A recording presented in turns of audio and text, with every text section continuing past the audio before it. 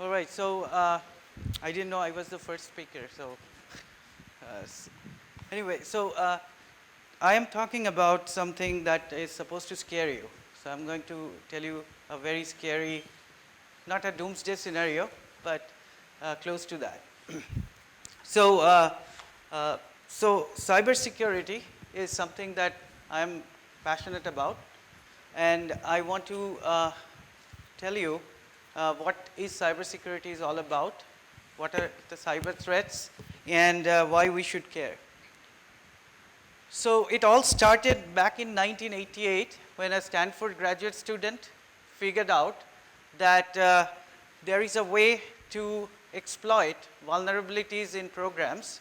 And this was the time when Windows was not all ubiquitous, and therefore he exploited something called finger daemon in Unix, and that created the first known worm that very quickly spread it through the network. Fortunately, the world was not that interconnected at that time, so therefore it did not cause too much harm, only in the academic community, but it had a lot of fingerprints that are still there in cyber attacks. So then 2001, so between 1988 and 2001, it was not that bad. And then in 2001, there were subsequent storms like Code Raid, Nimda, and Blasterworm.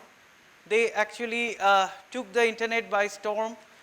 By then, we were quite a bit interconnected.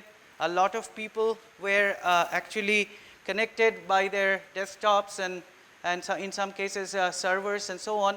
So any kind of effect on people's computers as well as the internet was quite problematic by 2001. Then 2003, the SQL Slammer. Now until then, most of the attacks were file based. So you download a file and then that file would execute certain things on your machine, and that might create too much traffic on the internet and this kind of stuff.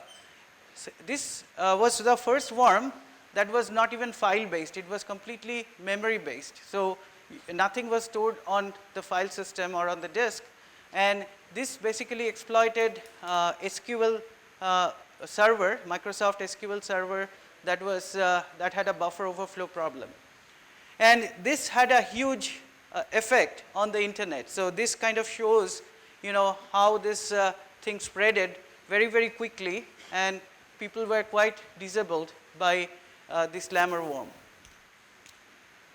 So then things started evolving. The attackers got more and more clever. So Trojans are viruses or worms that stay inside your machine and then will do something harmful, but you wouldn't see it. So at least not immediately. So Trojans started affecting machines, and these Trojans would create a backdoor channel to a command and control center, and that started creating this idea of a botnet. So the botnet era started, and these botnets are machines, sometimes are called zombie machines. They were recruited by infecting any user's machine. It could be your machine, it could be my machine, by Trojans. And they would create a backdoor towards a command and control center, and then they would do various things. And it started because of spamming of emails. But now botnets are used for various other purposes, including DDoS attack or distributed denial of service attacks. So here is a kind of a list. So one of the most famous one on top you can see is a Zeus worm that was used for making a lot of money from various US banks. And the guy who was involved in this, his code name was Sleeker. He has not been caught even today. And in fact, he has reappeared apparently in this new hacking scenario in the US election. So this guy has changed his field from bank hacking to election hacking. So there has been various kinds of botnets, and even now that from 2003, 2004 time frame, now we all have smartphones. So there are smartphones recruited in the botnet. Now, what happened in last October is even more scary, because now we talk about IoT. You will hear about Internet of Things. Your various kinds of equipments at your home are connected by network, they talk to each other, and they actually help you do things which you could not do before. But these devices are also very inexpensive and therefore not very secure. So recently, in October 2016, there was a huge distributed denial of service attack on the domain name system, and that disabled the access to internet in large part of the eastern coast of US in October.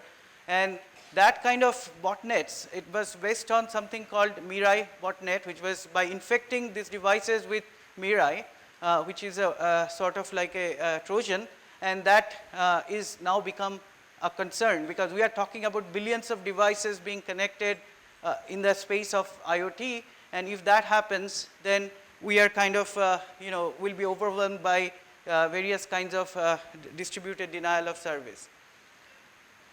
So now, jumping to 2009, what happened in Iran? So Iranian nuclear enrichment plant was hacked, and it was hacked with something called Stuxnet. Now this Stuxnet is very different from what we saw before, because it attacked a system which was air-gapped, which means it was not connected to the internet. So which means that some social engineering went on.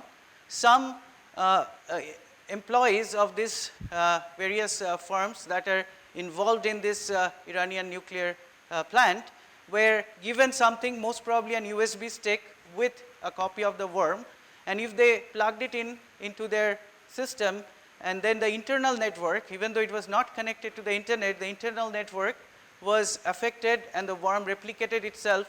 And what it did was it slowed down the centrifuges that were enriching the uranium. So it slowed down, but it did not destroy them, or it did not do anything outwardly obvious. So it took them some time to even realize that they have been attacked.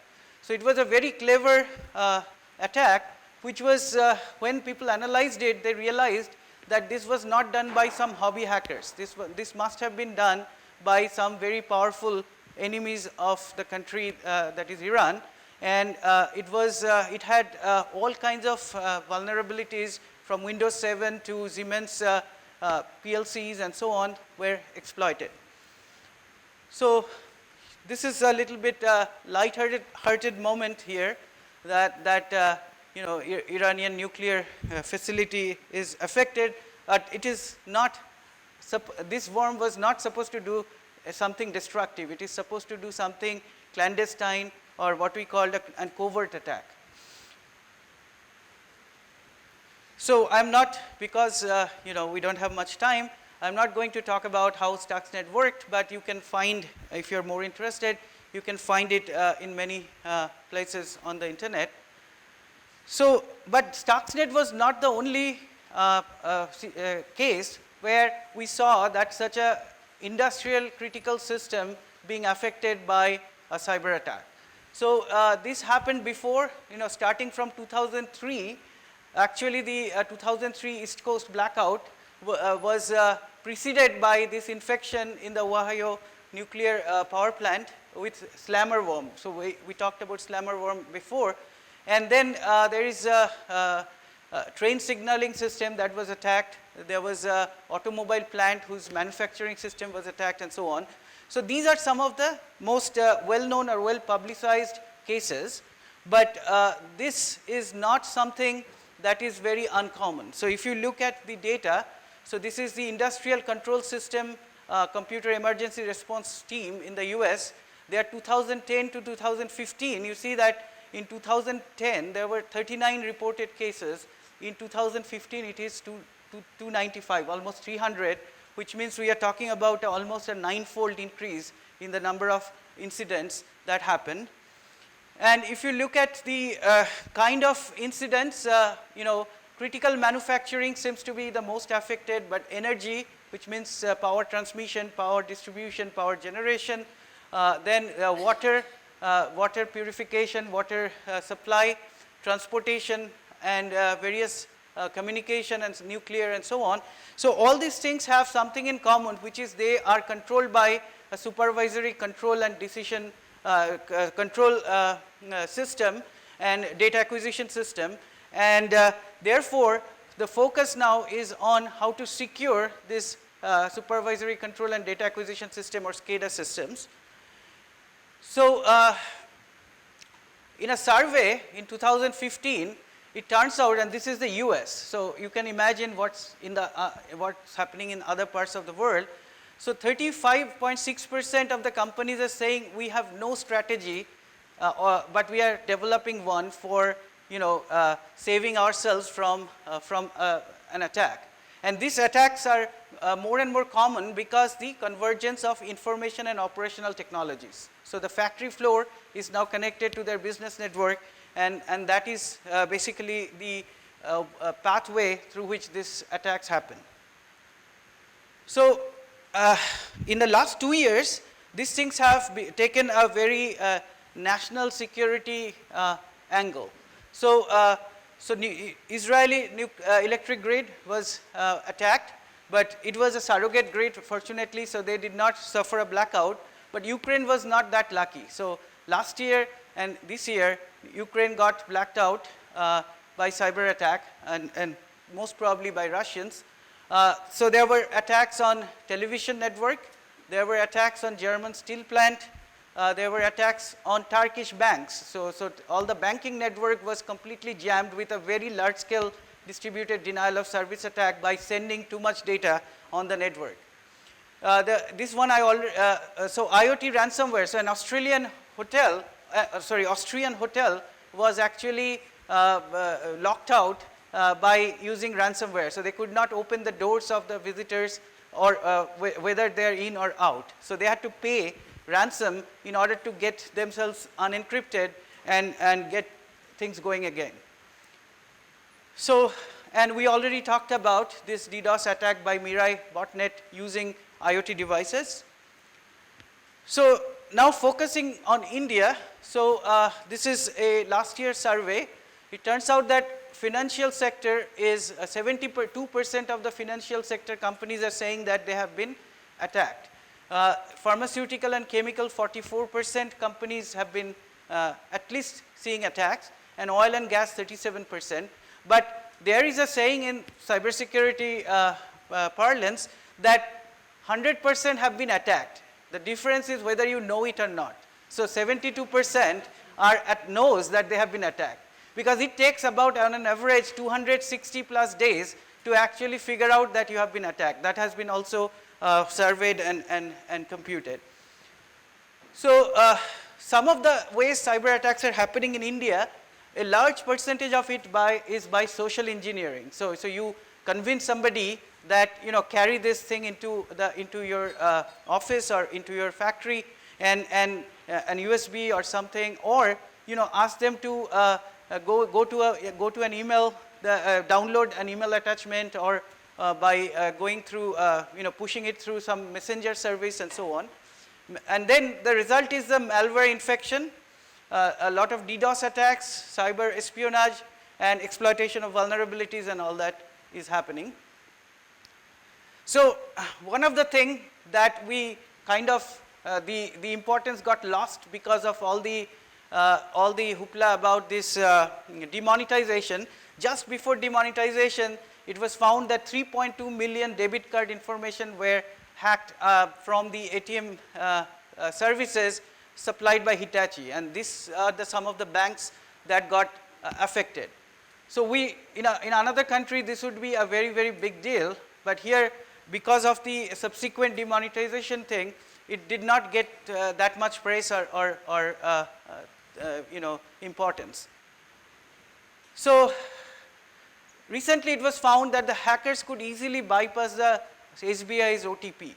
So in any case, the SMS-based OTP is unsafe. NIST has completely prohibited in the US to use SMS-based OTP, but in this case, it was a web-based attack by which you can actually change the OTP, I mean change the setting so that you don't require an OTP. So just stealing the password would have been enough. So now talking about Aadhaar and Aadhaar-based payment, it turns out that if you look at the way this happens, there is a huge possibility of insider attacks. And you have seen this happening to Mahendra Singh Dhoni. His Aadhaar was actually leaked out on Twitter by the organization that was supposed to take the information from him. But that is the list, that is the easiest to figure out who leaked it. But there are multiple stages by which an Aadhaar-based verification happens.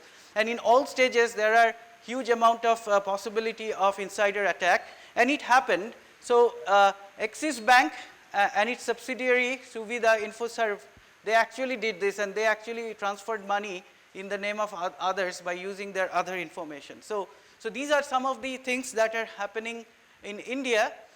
One more thing that we are seeing is that 60% of Android phones, and these are enterprise Android phones, not even common people's Android phone, is known to be affected by a critical Qualcomm SEE vulnerability. So that basically means that all the encryption that you do on your phone are vulnerable. So anybody can read your secret key. So that basically means that sometimes the companies, the Airtels and Vodafones, they will push a update or a patch, but many times we don't accept it because it consumes data. So it turns out that about 70% of phones in India use less than lollipop version of Android. And what that means is that all those are vulnerable to something called a dirty cow. And in our lab, we have created an exploit that I can read all your SMSs and all your WhatsApp messages if you have lollipop or less. So, so I painted a very grim picture. So I want to tell you that there is still hope. So we recently got from the government some funding to actually set up a cybersecurity center for cybersecurity and cyber defense of critical infrastructures. And so we are going to set up India's first, the largest, probably largest in Asia, the critical infrastructure experimental lab, which is very similar to what they have in the Idaho National Lab and Sandia National Lab in the US. So we'll be doing work on this, trying to figure out how to protect ourselves. There is also, we are trying to engage as much as possible with the rest of the country. So we have MOU with Bombay Stock Exchange. We are working with Bombay Stock Exchange on their cybersecurity. And RBI and SEBI both have taken cybersecurity quite seriously. And in 2016, they have given circulars to their respective companies like banks and securities and exchange companies that they have to completely overhaul their security. And in that process, we have a way to actually engage and help them. We also are working with various universities that are really top in the world. So Tel Aviv University, we signed agreements, and we have signed agreements with New York University for cybersecurity. So with all that, we have still hope. So I tried to scare you, and then I'm trying to say that we are working on some of these problems. But it's just not one IIT or one institute can do everything. So we need these kind of centers and these kind of research programs throughout the country at various locations, and which can cooperate and build a real cyber security and cyber defense posture of the country. We also started from last year the Seesaw, which is a cybersecurity awareness week, to engage students from all over India to do various kinds of cybersecurity activities and competitions, so that there is a awareness as well as there is an interest, so that people actually follow through these things in their career. So we will do this again in this year. So these are some of our way of trying to solve this problem that we feel is very, very important and very, very urgent to actually look into. So, but at the end I want to also tell you that major cyber attacks will happen, right? So it's not possible to stop them. So we have to either create enough technology and enough methodologies to actually safeguard ourselves from cyber attacks, or we have to do something called a resilient system design. So we have to design our systems resilient to cyber attack, which means even after the attack happens, we should be able to detect it very, very fast, and then we have to segment part of the system. It's like, amputating your part of your body so that the rest of the body can survive. So we have to be able to do that resilience built into all our systems, financial systems, power systems, industrial manufacturing systems. So all kinds of systems have to have built-in resilience. So that's the way we have to solve this problem, and we have to solve this very, very urgently in a war footing, because this is something that is coming very, very fast towards us, and we have already been a little bit delayed here in India. So that's all I have.